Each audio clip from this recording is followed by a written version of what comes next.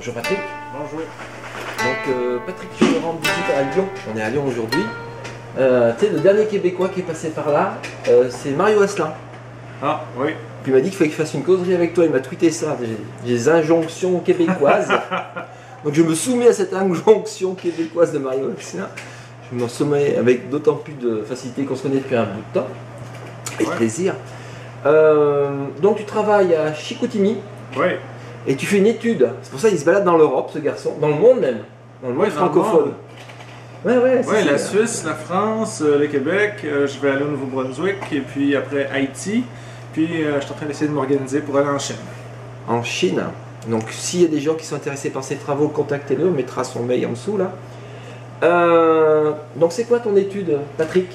Ben, en fait, je m'intéresse aux compétences informationnelles des étudiants. L'étude a commencé il y a 3 ans où je suis sorti d'un de mes cours vraiment un peu scandalisé, un peu fâché parce que mes étudiants n'avaient aucun esprit critique ou très peu d'esprit critique par rapport à l'information qui circulait sur Internet. À ce moment-là, j'ai oublié c'était quoi, mais c'était un courriel totalement du spam, là, quelque chose qui n'avait pas de bon sens. Et puis, bon, ben, les étudiants me demandaient très sérieusement qu'est-ce que j'en pensais. Et puis, j'essayais d'imaginer à ce moment-là qu'est-ce que ça serait quand je lirais les travaux. J'étais un peu déprimé, donc on a lancé une étude sur les compétences critiques des futurs étudiants, des futurs enseignants. Futurs enseignants, hein, parce que toi, c'est pas tous les étudiants, c'est pour les futurs enseignants. Et alors, qu'est-ce qui leur ressort de tes premiers... Enfin, déjà, comment tu travailles, comment tu procèdes? Okay, on a fait une première étude à l'UQAC, locale, à Chicoutimi, où on a passé 45 étudiants en entrevue. On a passé un questionnaire à 240 de nos étudiants et par la suite, on leur a même donné un exercice pratique à faire où ils devaient juger de la qualité de l'information qu'ils trouvaient sur le web sur un sujet donné. Il en est ressorti que clairement, nos étudiants connaissent, ils savent comment faire pour juger de la qualité de l'information. Ils connaissent les stratégies, ils connaissent les critères, ça c'est assez clair. Par contre, ils sont très mal outillés pour ce qui est de les mettre en pratique. D'accord. Donc, il y a un pas entre connaître les stratégies, connaître les critères et les mettre en pratique dans la réalité. Grosso modo, c'est la première conclusion.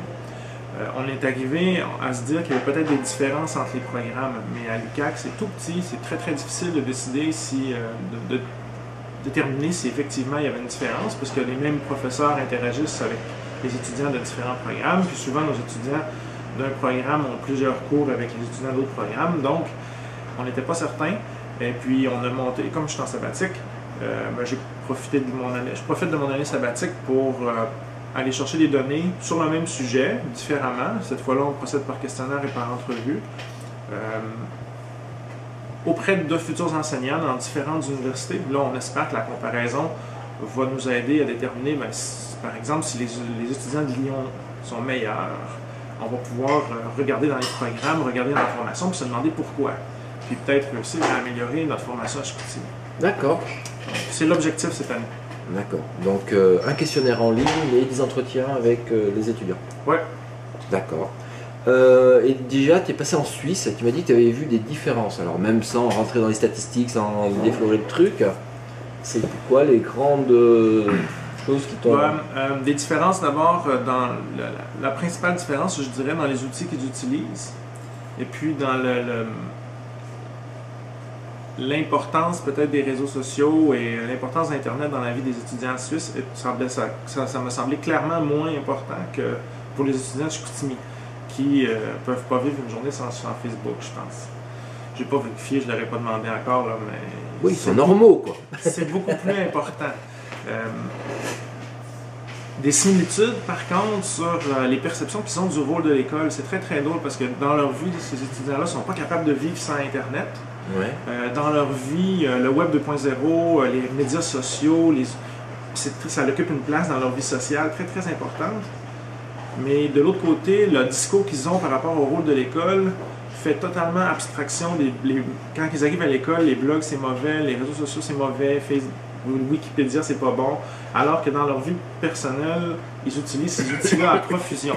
Donc, ils semblent faire, les étudiants, il semble y avoir une différence marquée entre le message qu'ils véhiculent quand ils sont futurs enseignants et ce qu'ils font quand ils sont monsieur, madame, tout le monde. Donc une vraie différence de posture. Oui, deux postures complètement différentes par rapport aux médias. Bon, bah merci Patrick, j'espère que tu vas passer un bon séjour parmi nous. Moi aussi. Et puis bah à bientôt alors. On se tiendra au courant, soit par causerie, soit Twitter. Ouais, on va sûrement avoir échangé. Quand je vais tomber dans quand je vais commencer à analyser les données françaises, tu vas réentendre parler de moi, c'est sûr.